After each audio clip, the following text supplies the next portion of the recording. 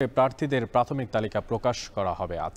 আর এই নিয়ে আরও খবর জানাতে ঢাকা বিশ্ববিদ্যালয় ক্যাম্পাস থেকে সরাসরি যুক্ত হচ্ছেন সহকর্মী সাদাত অব্র।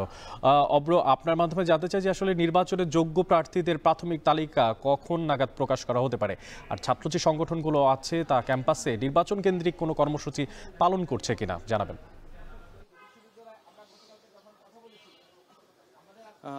অনেক আমি কিন্তু কিছুক্ষণ আগেই নির্বাচন কমিশনারের সাথে কথা বলেছি। ডাকসু নির্বাচনের যিনি কিনা দায়িত্বে আছেন তার সাথে কথা বলেছি। তিনি কিন্তু আমাদেরকে জানিয়েছেন যে 5টা নাগাদ এই যেই ভোটার তালিকা আছে সব তালিকা এবং ব্যালট কোন কোন কোথায় গিয়ে ভোট দিবে সেই সবকিছু কিন্তু বিকেল 5টা নাগাদ প্রকাশ করা হবে। তার পাশাপাশি আজকের দিনে কিন্তু মূলত পুরো উৎসাহ উদ্দীপনার সাথে সাথে ছাত্রীদের মধ্যে আমি লক্ষ্য করেছি যে বেশ অনেকটা সময় জুড়েই যারা কিনা প্রার্থী আছে তারা কিন্তু আশেপাশে অবস্থান করছেন এবং তাদের মধ্যে যে উৎসাহ সেটি কিন্তু আমি পূর্ণাঙ্গভাবেই দেখতে পেয়েছি।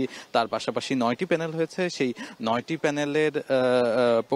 প্যানেল হয়েছে। তার মধ্যে একটি প্যানেল এখনো পুরোপুরি ঘোষণা দেয়নি তাদের প্যানেলে কে কে আছে। সেটি কিন্তু আজকে বিকাল 3:30টায় উমামা, যিনি কিনা জুলাই ছাত্র আন্দোলনে একটি মুখ্য ভূমিকায় ছিলেন, সেই ভূমিকার জায়গা থেকে কিন্তু তার জনপ্রিয়তাও বেশ, সেই জায়গা থেকে তার সাথে কিন্তু তিনি একটি প্যানেল গঠন করছেন। তার সাথে কে কে আছেন সেটি কিন্তু বিকেল 3টা জানা যাবে। এছাড়াও ছাত্র শিবির, ছাত্র দল এবং অন্যান্য স্বতন্ত্র প্রার্থী, ছাত্র ইউনিয়ন এরকম কিন্তু প্রায় বলা চলে 9টি যেই প্যানেল আছে সেই 9টি প্যানেলে কিন্তু আজকের মধ্যে পূর্ণাঙ্গ যে তালিকা সেটি কিন্তু আমরা পেয়ে যাব।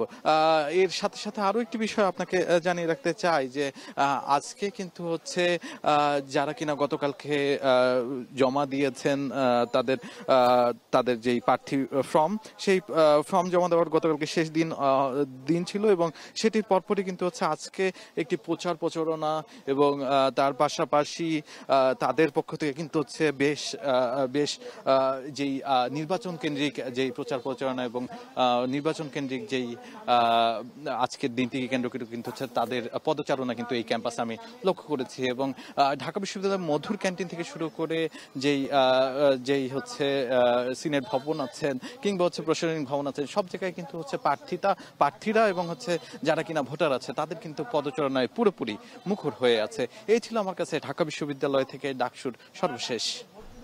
ঢাকা বিশ্ববিদ্যালয় প্রাঙ্গণ থেকে ডাকসু নির্বাচনের সবশেষ তথ্যপত্র খোঁজখবর রাখছিলেন সহকর্মী সাদাত অব্র। শুধু ডাকসু নির্বাচন নয়, পাশাপাশি জাহাঙ্গীরনগর বিশ্ববিদ্যালয় কেন্দ্রীয় ছাত্র সংসদ ও হল সংসদ নির্বাচনের মনোনয়ন ফর্ম ও সংগ্রহ আর জমাদানের শেষ দিন আজ। সেখানে আছেন সহকর্মী হাসিব বিল্লাহ। সরাসরি চলে যাচ্ছি তার কাছে।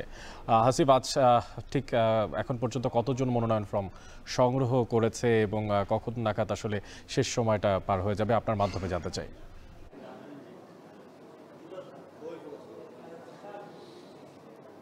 অনেক মূলত জাহাঙ্গীরনগর বিশ্ববিদ্যালয়ের এই ছাত্র সংসদ এবং হল সংসদ নির্বাচনের জন্য মনোনয়ন ফর্ম সংগ্রহর যে সময়টি শুরু হয়েছিল গত সোমবার থেকে, সোম এবং মঙ্গলবার 2 দিন সংগ্রহ হয় এবং তারপরেই মূলত শিক্ষার্থীদের আবেদনের প্রেক্ষিতে আরও একদিন বৃদ্ধি করা হয়। গতকাল ছুটি ছিল এবং আজকে আবারও সেই মনোনয়ন ফর্ম বিক্রি শুরু হয়েছে। আজকেই মূলত মনোনয়ন ফর্ম সংগ্রহের শেষ দিন এবং আজকেই জমা দেওয়ার শেষ দিন। আজকে দুপুর 2টা পর্যন্ত মনোনয়ন ফর্ম সংগ্রহ করা যাবে এবং তারপর 4টা পর্যন্ত জমা দেওয়া যাবে। আপনাকে আজকের আপডেটটা জানিয়ে রাখি, আজ এখন পর্যন্ত প্রায় 30 জন মনোনয়ন ফর্ম সংগ্রহ করেছেন এবং মনোনয়ন ফর্ম আজকে জমাও দিয়েছেন 9 জন। আর এর আগে 2 দিন অর্থাৎ সোমবার এবং মঙ্গলবার এই মনোনয়ন ফর্ম জমা দিয়েছিলেন এই ছাত্র সংসদ কেন্দ্রীয় সংসদের জন্য 87 জন। আপনি বুঝতেই পারছেন যে তাহলে প্রথম 2 দিনে 87 জন এবং আজকে মূলত এই 9টা থেকে শুরু হয়েছে, এখন প্রায় 12:30 বা 12টার পর এখন পর্যন্ত প্রায় এই কয়েক ঘন্টাতেই কিন্তু প্রায় 30 জন ফর্ম সংগ্রহ করেছেন। অর্থাৎ শেষ দিন উপলক্ষে অনেক শিক্ষার্থী এসেছেন এবং আসছেন এবং তারা ফর্ম সংগ্রহ করছেন এবং জমাও দিচ্ছেন। আসলে আসলে এই যে প্রায় ৩৩ বছর পর জাহাঙ্গীরনগর বিশ্ববিদ্যালয়ে ছাত্র সংসদ হতে যাচ্ছে, এই জন্য এই ছাত্র সংসদের হল পাড়া থেকে শুরু করে হল, আবাসিক হল, ক্যাফেটেরিয়া, মুক্তমঞ্চ কিংবা চৌরঙ্গি, শহীদ মিনার সব জায়গায় কিন্তু এই যে ছাত্র সংসদ নির্বাচনের এক আমেজ দেখা যাচ্ছে এবং শিক্ষার্থীরাও এসে এই ফর্ম সংগ্রহ করছেন এবং জমা দিচ্ছেন এবং তারা তাদের অধিকার আদায়ের জন্য কে সর্বোত্তম প্রার্থী হতে পারেন সেই বিষয়গুলো কিন্তু এখন পর্যন্ত আলোচনার মধ্যে রয়েছে। এখন পর্যন্ত কোনো প্যানেল ঘোষণা করেনি কেউ। এখানে উল্লেখযোগ্য অবস্থানে রয়েছে ছাত্র শিবির, ছাত্রদল, বাংলাদেশ গণতান্ত্রিক ছাত্র সংসদ, বাগছাস এবং বাম ছাত্র সংগঠনগুলো রয়েছে। আসলে এর বাইরেও স্বতন্ত্র ছাত্র সংগঠনগুলোও রয়েছে। আসলে সবাই এখন তাকিয়ে আছেন যে কে কোন প্যানেলে নির্বাচন করছেন এবং কারা এই ক্যাম্পাসের জনপ্রিয় প্রার্থী, তাদেরকে বিচার বিবেচনা করেই নির্বাচনে ভোট দেবেন এবং নির্বাচনটি হবে আগামী 11ই সেপ্টেম্বর। এই ছিল অনেক জাহাঙ্গীরনগর বিশ্ববিদ্যালয়ের জাকসুর খবরাখবর। জাহাঙ্গীরনগর বিশ্ববিদ্যালয়ের কেন্দ্রীয় ছাত্র সংসদ নির্বাচনের মনোনয়ন জমা দেওয়া এবং তোলার সবশেষ দিন আছে বিষয়ে সবশেষ খোঁজখবর রাখছিলেন সহকর্মী হাসিব বিল্লাহ। দিকে তারল্য সহায়তা দেওয়ার পরও এখনও ঘুরে দাঁড়াতে পারেনি দেশের অন্তত 23টি ব্যাংক। চলতি বছরের মার্চ শেষে মূলধন ঘাটতি দাঁড়িয়েছে 1,10,000 কোটি টাকার বেশি। বেড়েছে ঘাটতিতে থাকা ব্যাংকের সংখ্যাও।